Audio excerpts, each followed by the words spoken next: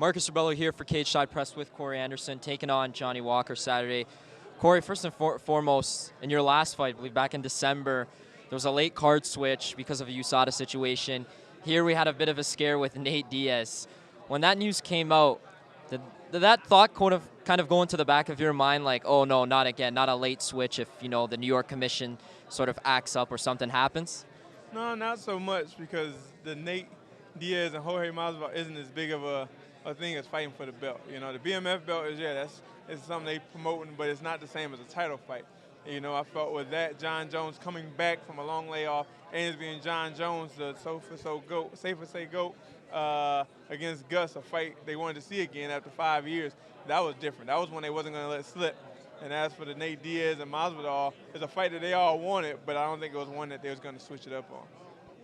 Speaking of John Jones, obviously you and him have gone back and forth in the past, and there's been a lot of talk about whether, a victory against somebody like Johnny Walker with his limited time in the octagon, but his, finishing streak, that you might get that title shot, but that's not something you're concerned with. Does that sort of affect your mentality or more motivation going forward? Do you feel like that's a bit of a challenge, knowing that you're in a bit of a uncertain situation with the UFC and the title picture? I mean, not really. Not anymore. Like, after I had a family and everything, you stop worrying about the rest of that stuff anymore. Like I said, I want it and I deserve it. But at the same time, if I don't get it, I'm not going to be like, oh, so been out of shape anymore. I know what I earned, I know what I deserve, I know what I've done. When I retire, I can walk away. If I never get the shot to say it, it's not like I didn't earn it. I can't say, oh, I didn't beat this or I didn't do this. I've done everything all the other people have done, and they just didn't give me the shot, And granted, I want to do it. I'm going to go out there and put on a performance, like I'm fighting to get to the title, but at the same time, it's not what I'm basing my performance on Saturday.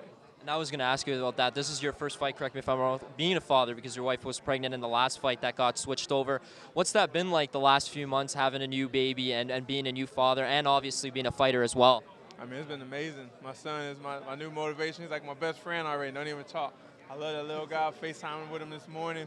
The days like I wake up and I want to skip like one workout, whatever. Like, oh, I'm just gonna miss this early morning.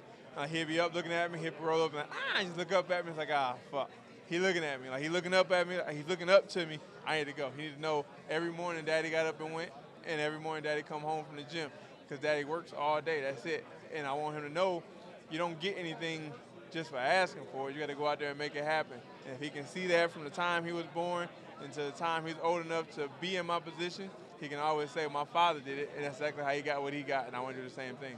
Yeah, a lot of people talk about, oh, you wouldn't understand if you weren't a father, and I'm sure you got a lot of talk before the baby was born about your son, about, those experiences of being a father. Is it totally different than what you expected? It's nothing you could have ever imagined? 100%.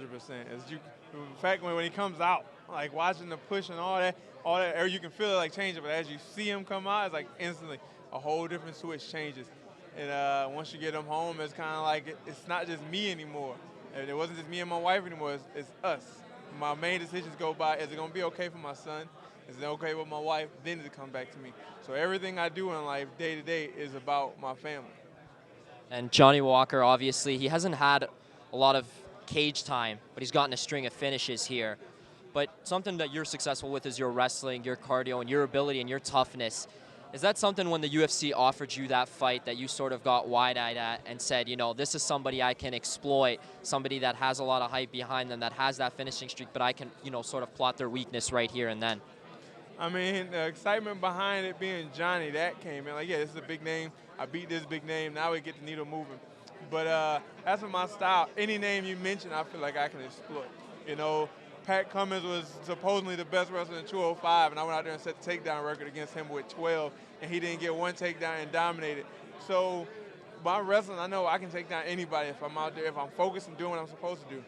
But the exciting fact of this being Johnny Walker, you look at the media, the name that everybody's saying, even right now with Johnny having a fight against me, they looking over Dominic, they're looking over me, they're looking over Jan Blachowicz and everybody, and they're still saying Johnny Walker is next for the title.